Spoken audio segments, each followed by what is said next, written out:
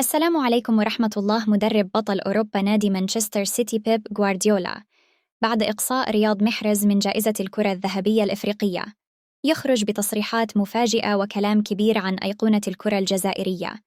لكن قبل البداية، إذا كنت مواطن جزائري حر ومتفق معنا على أن الشعب الجزائري هو الشعب الأول الذي يقف نصرة لفلسطين، فستضغط من فضلك على إعجاب وتدعو لإخواننا بالنصر على الصهاينة ومن ساندهم من العرب المنافقين والصلاة والسلام على رسول الله. عاد مدرب نادي مانشستر سيتي بيب غوارديولا في ندوة صحفية للحديث عن النجم الجزائري رياض محرز، حيث قال: أنا لم أكن أرغب أبداً في مغادرة رياض محرز لفريقه، كما لم أرغب في رحيل غوندوغان. وأكد مدرب السيتي أنه بدون محرز وغوندوغان لم يكن الفريق ليحقق الانتصارات التي حققها. وشدد غوارديولا على استحالة تحقيق ما حققه مانشستر سيتي بدون محرز. إنه لاعب رائع وتمنيت بقاءه مع الفريق.